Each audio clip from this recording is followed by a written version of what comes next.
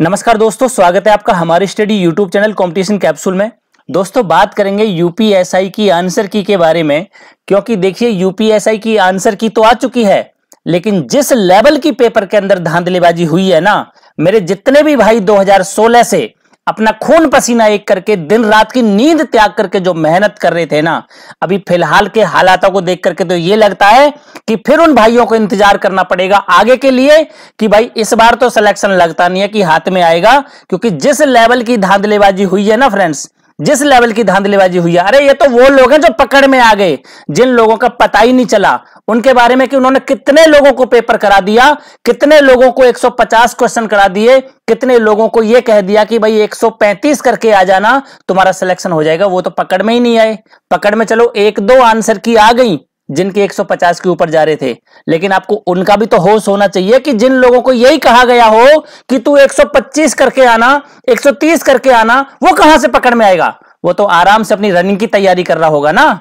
और यूपीएसआई का जो भर्ती बोर्ड है ना फ्रेंड्स, उसके कानों पे जूं नहीं रहेंगी, क्योंकि इतने सॉल्वर पकड़ गए, इतने गंगों का भंडाफोड़ हो गया, फिर भी अभी तक यूपी भर्ती बोर्ड ने कोई बयान जारी नहीं करा। ऐसी न्यूज आपको कई जगह देखने को मिलेंगी। दरोगा भर्ती निरस्त करने की मांग। अरे फ्रेंड्स, ये जो मांग है ना, ये हमारी लगता है कि मांग ही रह जाएगी अगर ट्विटर पर ढंग से कैंपेन नहीं चलाया, भर्ती बोर्ड के खिलाफ जाके प्रदर्शन नहीं करा। देखिए हाई कोर्ट में भर्ती ले जाने का कोई मतलब नहीं है, क्योंकि अगर हाई कोर्ट में भर्ती गई तो जो पिछले 4 साल से वेट कर रहे थे ना, अब ये 2 साल और वेट करने में लग जाएंगे। तो जिनके सपने ऐसा ही बनने के थे ना, उनके सपने तो सपने ही रह गए ना। और यूपीएसआई का जो भर्ती बोर्ड है वो चाहता भी क्या है कि जो कैंडिडेट हैं वो भर्ती के खिलाफ कोर्ट में जाएं।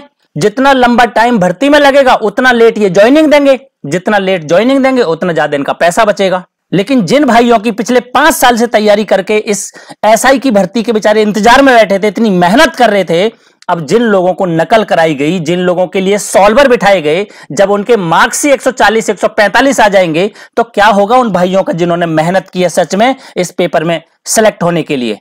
और साथ ही मैं सभी अपने यूट्यूबर्स से भी निवेदन करूंगा कि फ्रेंड्स आओ, ये समय है हमें इन बच्चों के साथ खड़ा होने का। इन्होंने जो दिन रात मेहनत की थी इस एग्जाम के लिए, जिन्होंने दिन रात सपना देखा था एसआई बनने के लिए, आज उनके सपने बिखरते नजर आ रहे हैं। ऐसी एक कटिंग नहीं है मेरे पास। पुलिस भर्ती परीक्षा में धांधली कराने वाले गैंग का पर्दाफाश, 5 गिरफ्तार। ये 5 तो वो गिरफ्तार हैं जो पकड़ में आ गए, जो 5000 अलग पीछे पर्दे के पीछे बैठ के जो रोल निभा रहे हैं उनको कौन पकड़ेगा। और उन्होंने जो 15,000 कैंडिडेट उतार दिए, जिनके मार्क्स 130 135 दिला दिए और उनसे कह दिया कि जाओ शांत होकर अपनी दौड़ की तैयारी करो, उनको कौन पकड़ेगा भाई?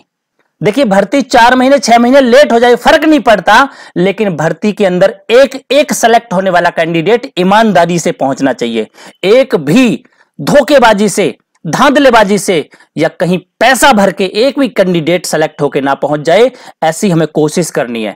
देखिए फ्रेंड्स, ट्विटर पर कैंपेन चलाना है, यूपी भर्ती बोर्ड पर दबाव बनाना है, उसके खिलाफ प्रदर्शन करना है, तभी जाकर के मुझे लगता है कि कुछ चीजें पॉजिटिव हो पाएंगी। देखिए आज तक यूपीएसआई की भर्ती तो छोड़ो, मैक्सिमम भर्तियां हैं जो कोर्ट के अंदर गई हैं। ऐसी कौन सी भर्तियां हैं जिनका आसानी से इन्होंने एग्जाम करा लिया, उसका सिलेक्शन दे दिया और बच्चे ज्वाइनिंग लेके बैठ गए?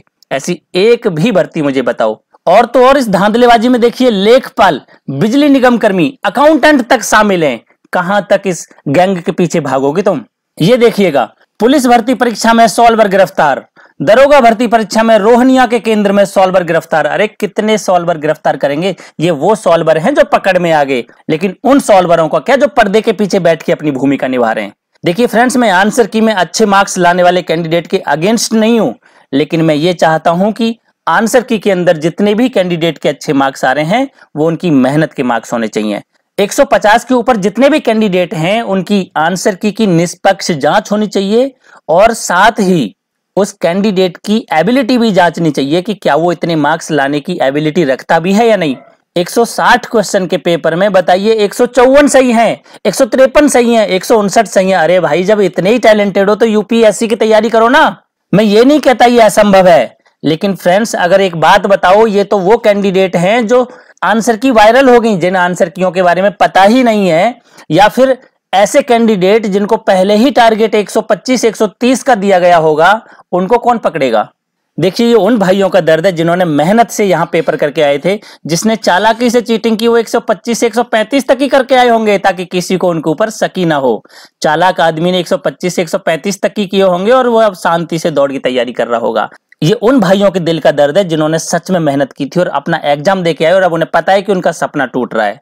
देखिए 145 प्लस लाने वाले कैंडिडेट की मैं काबिलियत पर शक नहीं कर रहा, लेकिन फ्रेंड्स इनकी जो भी आंसर किया है इनकी निष्पक्ष जांच हो और अगर सच में कोई दोषी पाया जाता है तो भारत की सभी प्रतियोगी परीक्षाओं से ऐसे कैंडिडेट को बाहर कर देना चाहिए, जिससे कि उसे भविष्य में समझ में आए कि उसने किस गलत रास्ते को चुना था।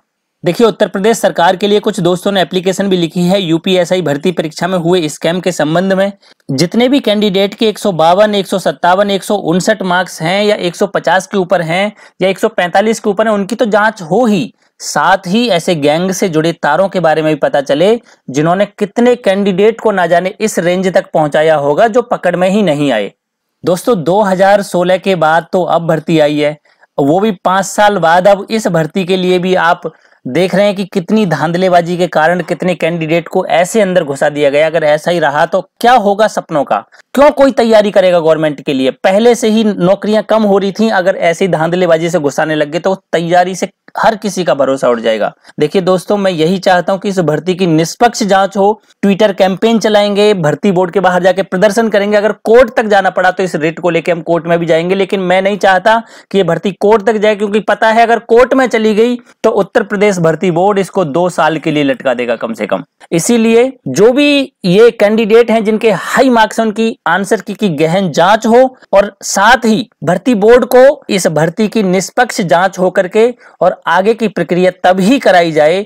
एक एक कैंडिडेट जो चुन के जाए वो बिल्कुल खुद की मेहनत से जाए। कोई भी कैंडिडेट धांधलेबाजी करके या चीटिंग करके या सॉल्वर बिठा के अपना सिलेक्शन ना ले पाए। दोस्तों जहां भी जिस भी लेवल पर आपको मेरी जरूरत होगी मैं आपके साथ हूं। मैं हमेशा आप लोगों के साथ खड़ा हूं। जिस भी जगह आप लोगों के लिए मुझे आवाज उठानी होगी, चाहे मुझे चैनल के माध्यम से उठानी पड़े, चाहे मुझे आपके साथ लखनऊ विजिट करना पड़े या फिर आपके साथ ट्विटर कैंपेन चलाना पड़े, मैं बिल्कुल आपके साथ हूं। तो घबराइए मत, निश्चिंत रहिए, जीत आप लोगों की ही होगी। निष्पक्ष इसकी जांच करा के रहेंगे और एक एक कैंडिडेट कोशिश रहेगी कि जो सेलेक्ट होकर जाए वो बिल्कुल ईमानदारी से जाए। आशा करता हूं फ्रेंड्स आपको मेरी बात समझ आई होगी और जिन भी फ्रेंड्स के पास ऐसे एविडेंस हैं जो इससे रिलेटेड हैं, इस स्कैम को और ज्यादा उजागर कर सकते हैं, प्लीज वो मुझे सेंड करें। और दोस्तों अगर सब कुछ निष्पक्ष तरीके से हुआ तो जो एक्सपेक्टेड कट ऑफ का वीडियो मैंने आपके लिए बनाया है, कट ऑफ उसके ऊपर नहीं जाएगा। तो जिन भी फ्रेंड्स के उस रेंज में मार्क्स आ रहे हैं वो अपनी रनिंग कंटिन्यूअसली करते रहिए।